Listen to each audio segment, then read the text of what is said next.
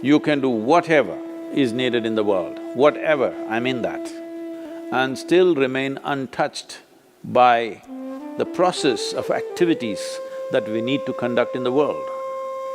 If you sit here, your body is here, your mind is there, who you are is little away. This is the end of suffering, and this is meditativeness.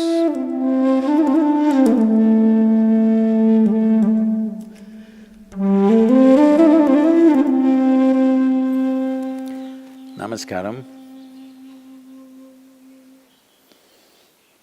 Probably the second most repeated word, oft-repeated word in these last few weeks, apart from coronavirus, is meditation. Everybody is suddenly, people who had never meditated in their lives, never even considered that possibility, are now suddenly talking about meditation, the need to meditate, wanting to meditate. Let us examine this meditation, what this is. First of all, what does the word meditation mean? The English word meditation doesn't really mean anything, in the sense, it doesn't say anything specific. If anybody sits normally with their eyes closed, it's assumed they must be meditating. One can sit with their eyes closed and do many things. You can do japa, tapa, dharana, dhyana, samadhi, shunya, samyama, or you might have just mastered the art of sleeping in vertical postures. So the word meditation in English language doesn't specify anything. Generally we assume, or generally people assume that meditation means dhyana. In Tamil Nadu it's dhyanam, if you go little north, it's dhyana, if you go really up north, it's dhyan. If you go further up, it becomes chan, if you go little more east, it becomes zen. Same thing. So, what is this dimension that we are trying to describe with this word meditation? One fundamental thing that we need to understand is, you cannot do meditation because meditation is a quality. A quality is a consequence of a certain process.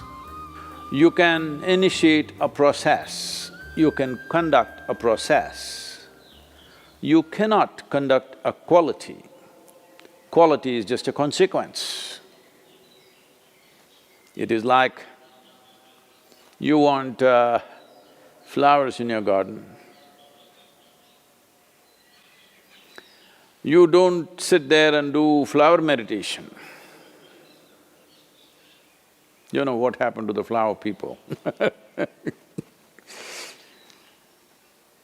If you want flowers in your garden, you don't have to think flowers.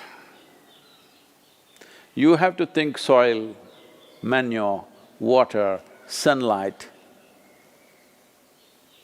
If you conduct this process of these ingredients properly, flower and fruit is a consequence. But today, the world has become so goal-oriented.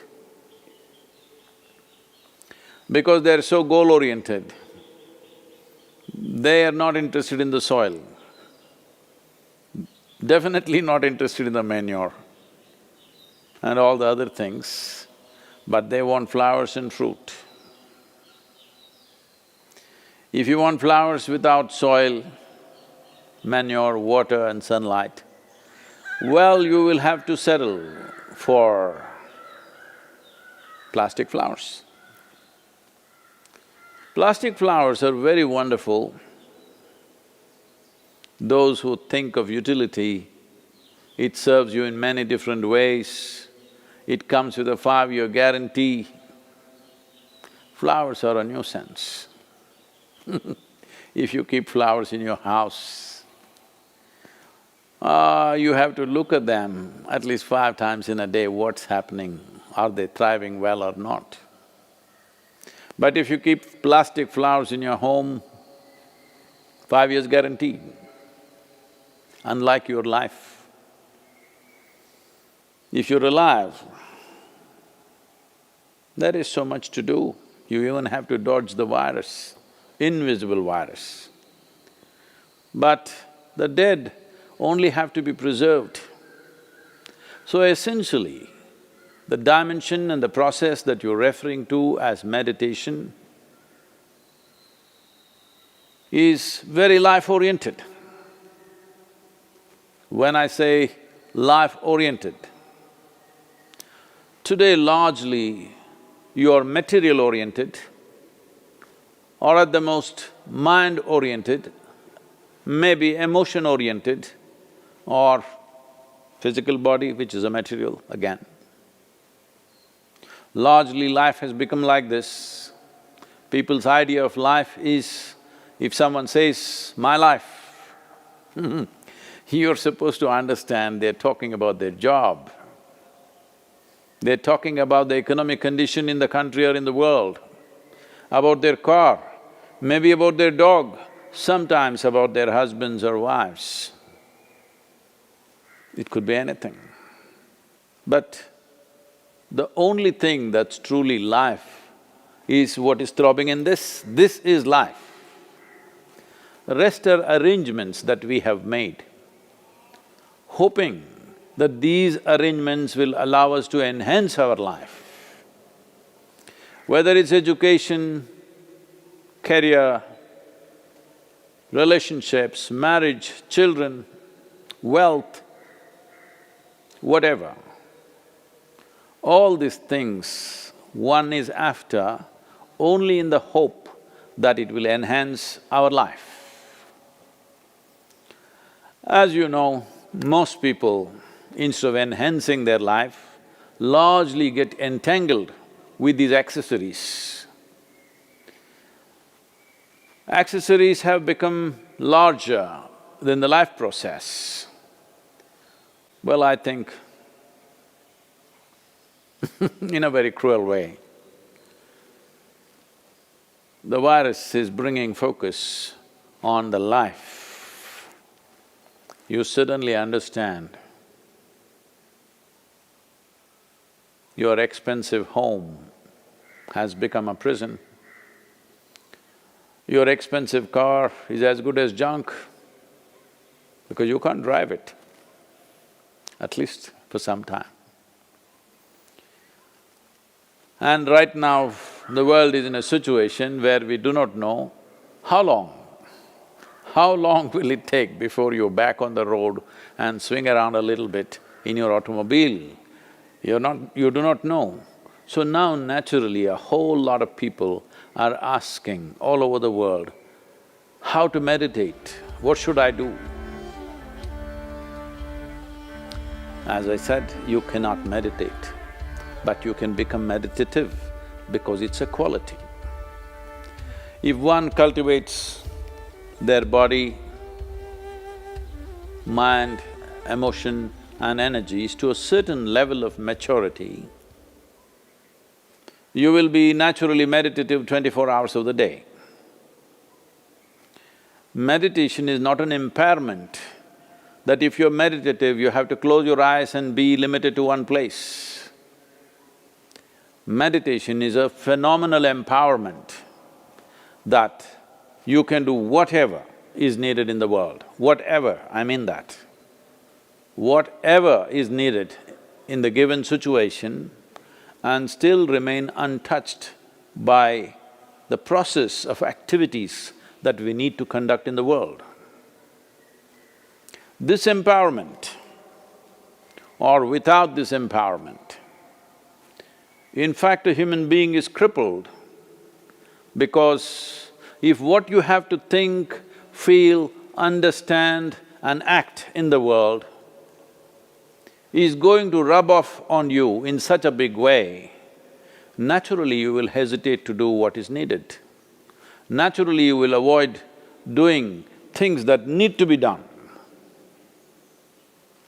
In a way, the moment you are in a state where your own activity and the activity of the world around you and the activity of your mind and your emotion, once they're impacting you every moment of your life, then in some way you will cripple yourself because naturally you would want to keep the scale of your life very limited because activity, thought, emotion, involvement with life can cause enormous amount of suffering. Once there is fear of suffering, knowingly or unknowingly, you will limit the scope and possibilities of your life. Meditation means just this, in a very simple way if we have to put it. If you sit here,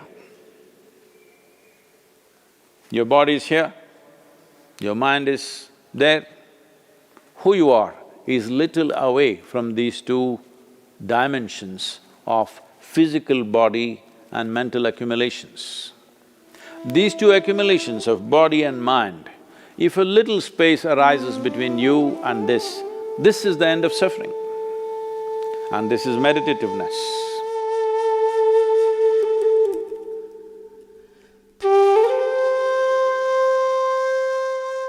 Isha Kriya is an extremely simple process but a powerful tool.